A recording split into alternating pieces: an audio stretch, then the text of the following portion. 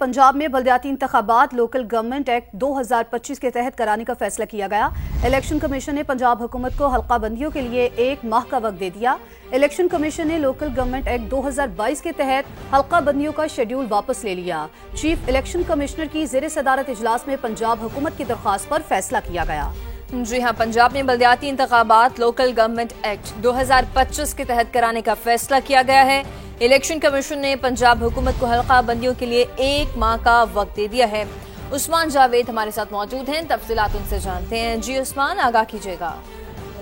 देखिए, जो पंजाब में बल्दियाती इंतखाबात से मुतल्लिक जो कानून साजी हुई है उसके पेश नज़र इलेक्शन कमीशन ऑफ पाकिस्तान ने बल्दियाती इंतखाबात लोकल गवर्नमेंट एक्ट 2025 के मुताबिक करवाने का फैसला किया गया है। ये फैसला आज इलेक्शन कमीशन में एक अहम इजलास हुआ जिसकी सदारत चीफ इलेक्शन कमिश्नर ने की, जिसमें सेक्रेटरी इलेक्शन कमीशन ने ब्रीफिंग दी और कहा कि लोकल गवर्नमेंट एक्ट 2022 के तहत दिया गया हल्का बंदियों का शेड्यूल वापस लेने का फैसला भी आज के इजलास में हुआ और पंजाब गवर्नमेंट को हल्का बंदियां और डिमार्केशन रूल्स की तकमील के लिए 4 हफ्ते यानी 1 माह का वक्त दिया गया है और कहा गया है कि इस वक्त में इजाफा नहीं किया जाएगा और मतलूबा काम जो है वो 4 हफ्तों में मुकम्मल किया जाए।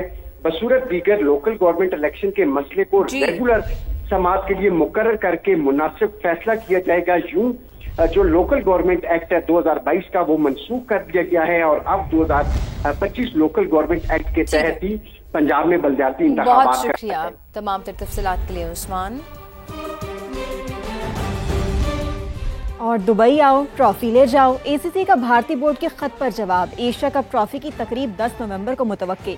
भारतीय टीम ने एशिया कप फाइनल के बाद सदर एसीसी मोहसिन नकवी से एजाज वसूल करने से इनकार कर दिया था। दुबई में फाइनल के मौका पर भारतीय हठधर्मी के बायस इख्तितामी तकरीब ताखीर का शिकार हुई थी। सदर एसीसी मोहसिन नकवी ने भारतीय अना और जिद के सामने हार मानने से इनकार कर दिया। तकरीब ट्रॉफी दिए बिना ही खत्म हुई। भारतीय बोर्ड ने एशियन क्रिकेट काउंसिल को ट्रॉफी देने के लिए खत लिखा था, जिसका एसीसी ने बीसीसीआई को जवाब दे दिया है।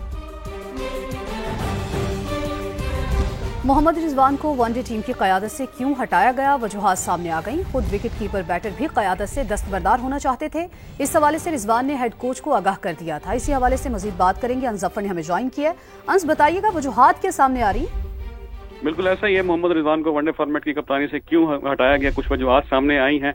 मोहम्मद रिजवान की क़यादत में पाकिस्तान की टीम की चैंपियंस ट्रॉफी में कारकर्दगी मायूस कुन रही थी, जबकि उनकी क़यादत में टीम में इत्तेफाक की भी कमी नजर आई थी। ज़राए टीम मैनेजमेंट का ऐसा कहना है। मोहम्मद रिजवान की अपनी कारकर्दगी भी मुतासिर हुई थी। मोहम्मद रिजवान अपनी कारकर्दगी को बेहतर करना चाहते थे। ज़राए के मुताबिक उनका कहना है कि मोहम्मद रिजवान अपनी इनफरादी परफॉर्मेंस को बेहतर करने के लिए कप्तानी के मनसब से दस्तबरदार होना चाहते थे और मोहम्मद रिजवान ने इस हवाले से हेड कोच माइक हैसन को भी आगाह किया था। वक्तन मोहम्मद रिजवान के इसरार पर हेड कोच माइक हैसन ने Pakistan cricket board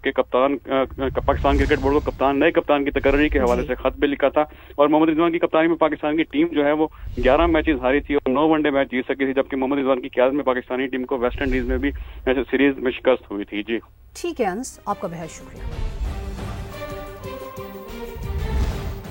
digital Pakistan vision के अहदाफ की तकमील के लिए बड़ा इक़दाम। वज़ीर-ए-आज़म ने सेमीकंडक्टर इंस्पायर इनिशिएटिव प्रोग्राम का बाज़ाब्ता इजरा कर दिया है। कहा, सेमीकंडक्टर प्रोग्राम पाकिस्तान का मुस्तकबिल और वक्त की अहम ज़रूरत है। इस प्रोग्राम से नौजवानों को रोजगार के वसी मौक़े मिलेंगे। आज सेमी कंडक्टर्स का जो प्रोग्राम आज लॉन्च किया गया है, मैं समझता हूँ कि ये वक्त की इंतहाई अहम तरीन ज़रूरत थी। आज की दुनिया में सेमी कंडक्टर्स के हवाले से लफ्जी जंग चल रही है।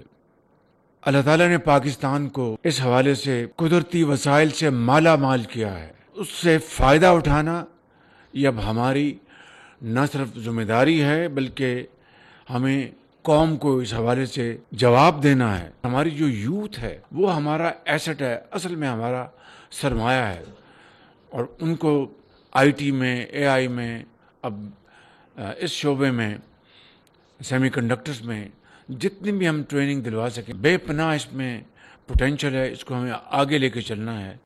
आगे बढ़ें और आपको बताएं कि अमेरिका के कहने पर अफगानिस्तान में रजीम तब्दीली की साजिश का इल्ज़ाम बेबुनियाद।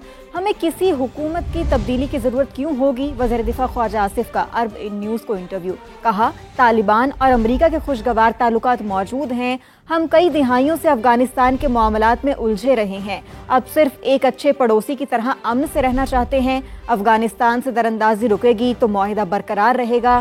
کابل کو شدت پسندوں کو قابو میں رکھنا ہوگا۔ افغانستان سے کسی بھی حملے کو معاہدے کی خلاف ورزی قرار دیا جائے گا۔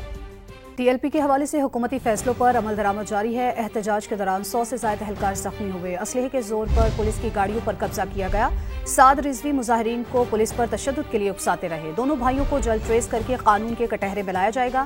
عظمہ بخاری کی پریس کانفرنس، تشدد کی ویڈیوز بھی دکھائیں، کہا تنظیم کا ہیڈ کوارٹرز نو گو ایریا ہے، والدین اپنے بچوں کو کسی بھی فساد کا ایندھن بننے سے روکیں۔ دونوں بھائی ہیں، ان کو ٹریس کیا جا رہا ہے، وہ ٹریس ہو رہے ہیں، بہت جلد، آج نہیں تو کل وہ قانون کی گرفت میں ہوں گے۔ اسلحہ سمیت جو ہے وہ پولیس مینز پہ قبضہ کیا گیا۔ 110 پولیس اہلکار ہیں، وہ بھی اس میں انجرڈ ہیں۔ 3 سویلینز جو ہیں وہ اس مرید کے پورے واقعے کے اندر شہادتیں ہوئی ہیں۔ 48 سویلینز ہیں جن کو انجریز ہیں۔ ان کا جو ہیڈ کوارٹر ہے اس کے ارد گرد درجنوں جائیدادیں جو ہیں وہ انہوں نے بے نامی کے طور کے اوپر خرید رکھی تھی، اور یہ علاقہ by the way know go area تھا۔ یہاں پہ کسی کی مجال نہیں ہے کہ یہاں کوئی پرندہ بھی پر مار سکتا۔ 3800 فائنینسرز ہیں جی، نیشنل اور انٹرنیشنل، جو ان دہشت گرد جماعتوں کو فائنانس کرتے رہے ہیں، ان کا سراغ لگا لیا گیا ہے۔ وفاقی وزیر اطلاعات عطا تارڑ کہتے ہیں کہ فتنہ ہندوستان، فتنہ الخوارج کو بھارت اور افغانستان سے مدد مل رہی ہے۔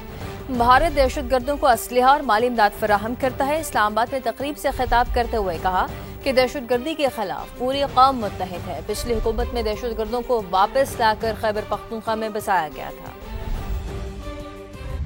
Peace was restored in Karachi, peace was restored in the tribal areas, and the government of that time deemed it appropriate that since peace has prevailed, now is the time to bring back these radicals and settle them in the settled areas of Khyber Pakhtunkhwa. So what is the result of that decision which the government of that time made?